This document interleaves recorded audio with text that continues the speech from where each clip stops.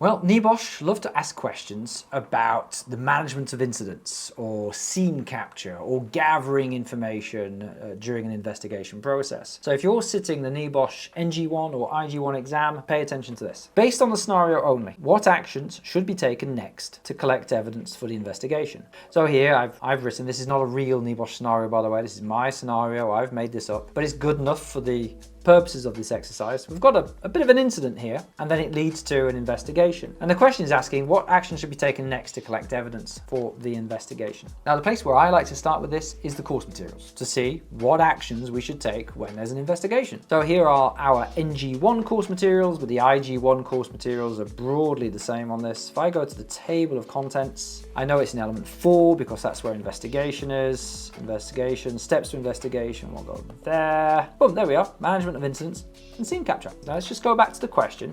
What action should be taken to collect evidence? Some of these are not right, so that's not about evidence collection. That's about just stopping people from being hurt, moving people at risk to a safe area. That's nothing to do with it. First aid, nothing to do with it. That's not about evidence collection. So I'm looking for the evidence collection stuff. So here we are, bang, there we are. Barriering off the area, isolating the area, putting some signs up, maybe reporting the incident to start an investigation.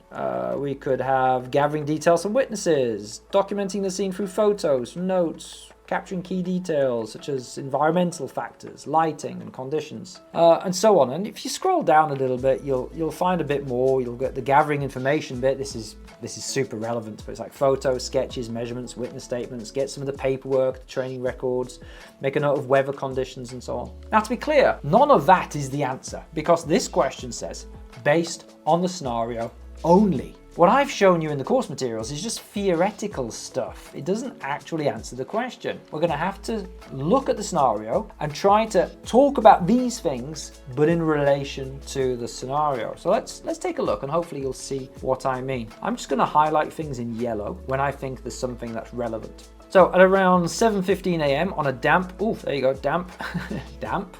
So weather condition, isn't it? Weather conditions. We should make a note of the damp weather conditions. Damp Tuesday morning, a load of concrete blocks toppled from a stacked pallet near the far end of the yard. And you know what? I want a photo of that. I want a picture of what that whole mess looks like. A delivery driver who had just stepped down from their vehicle was struck on the shoulder and knocked to the ground. We can do a drawing of what that kind of looked like. So where things are toppled, where he fell. They suffered a suspected fracture and were taken to hospital by ambulance. The forklift operator who had just placed the pallet nearby was visibly shaken but uninjured. Well, I would want to get a name of the forklift operator and perhaps take an initial statement from them. At the time of the incident, light rain was falling. Bang, there you go. Visibility was moderate, so note the weather conditions. The yard surface was slightly uneven in places. Several areas were coated with wet brick dust. I want to get a photo of all of that. Particularly the wet brick dust, because that wet brick dust could get washed away or get cleaned away.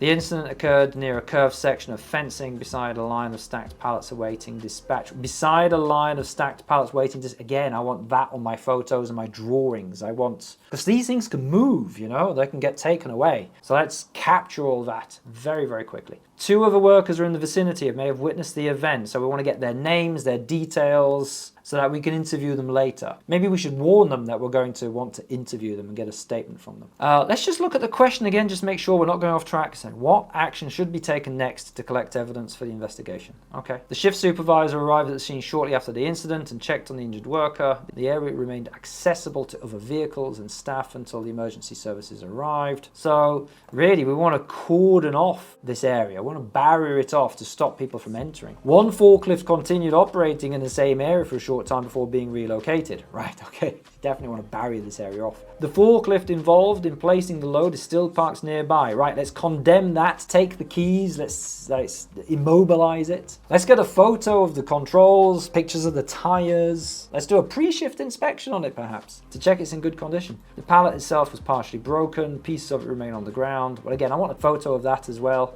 I think there's going to be 1 mark in here for all the photos, maybe 2 marks, but you're not going to get 5 marks just for saying photo, photo, photo, photo. A second similar pallet is still up right next to it. Yeah, we'll get a picture of that too. The load manifest for delivery is on a clipboard inside the driver's cab. Right, let's get a scan of that or a photo of that. The yard uses generic risk assessments for manual handling and vehicle movements, so let's get a copy of those. Staff receive safety inductions upon employment. Refresher training records are kept in the site office. I want a records of all of that before it gets moved or taken or changed or whatever it is. Right, so those are the things that I'm going to talk about, and I've kind of got the actions in here. So what I need to do is just kind of write some of these things but link it to what's going on in the scenario.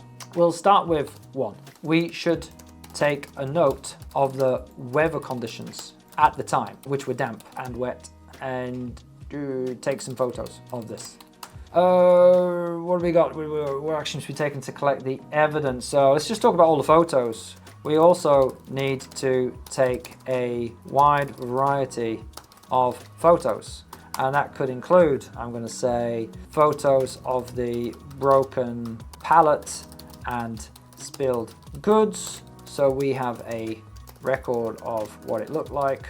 We want, what else? If I go back up here, what else do we want a photo of? Oh yeah, the wet brick dust, yes, okay. Photos of the wet brick dust before it gets washed away or cleaned up. Also, photos of the uneven areas. A scan or photo of the what? Of the what was the thing? There was a thing. We want the load manifest for delivery. Okay, load manifest, because that's going to tell us what was on the pallet. You know, how big it was, how much it weighed, how many bricks or whatever it was on the clipboard, as this will tell us how much material was on the pallet, weight, size, etc. Okay, what else can we get? Let's have a look at my notes. What have we got there? We've got the stack pallet. We want a diagram of the area, don't we? We want a diagram of the area. Draw a diagram of the area and take measurements.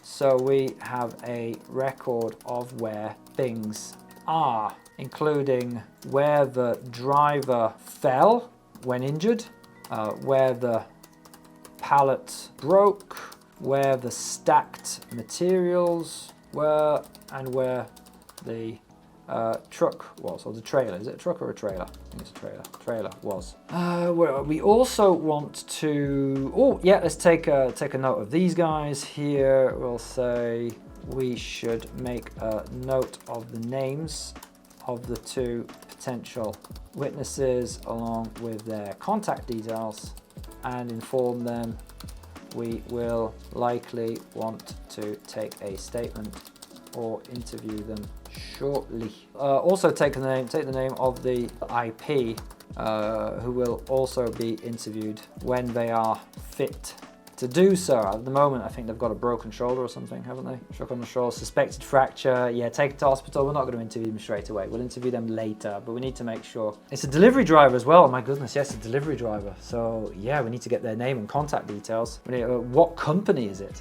Name the IP, yeah.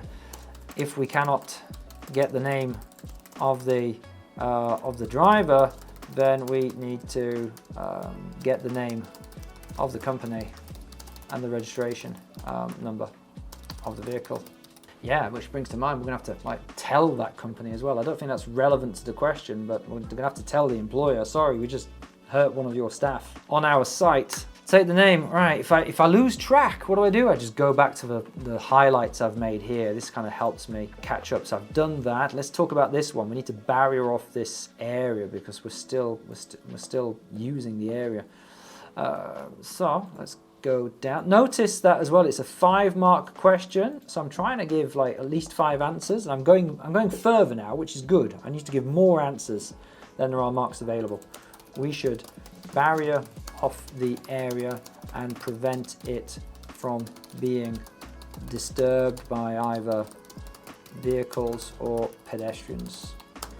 We should make sure no one touches it. That can include a sign as well, and that's in our course materials up in here. They said that signage can help restrict access to unauthorized personnel. So let's erect a sign telling people to stay out. I mean, go one further. This is not completely unusual. Like, if necessary, post a security guard or other person to keep people away.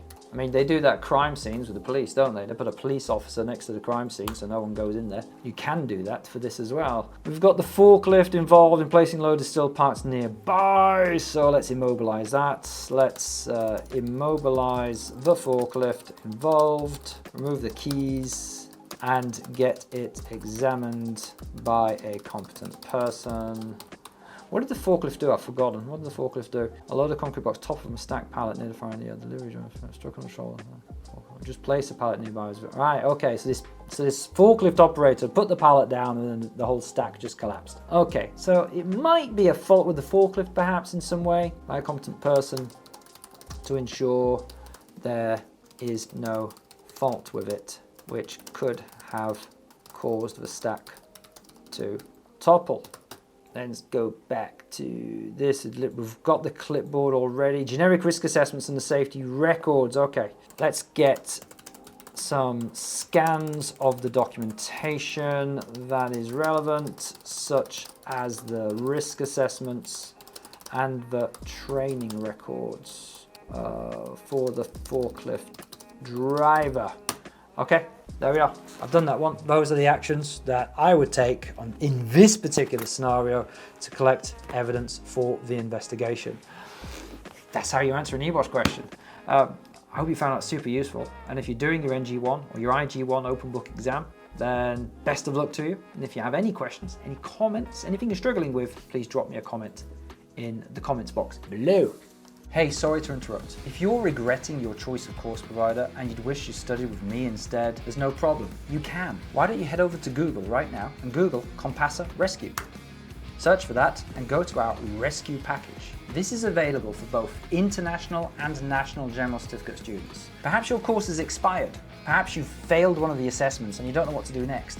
Perhaps you're just not happy with the level of teaching or support you're getting from your course provider. In that case, come check out the Rescue package and click on Apply Now. We will offer you a very, very special discount so that you can get access to our full General Certificate course with all of my tutor support, all of our mock exam support, NG2, IG2 project support, all of our video tutorials, study books, PDF guides. You will get everything that we offer to our own students. And then you will have a chance of joining us with some of the highest pass rates in the NEBOSH e-learning industry. Let's get back to the advice.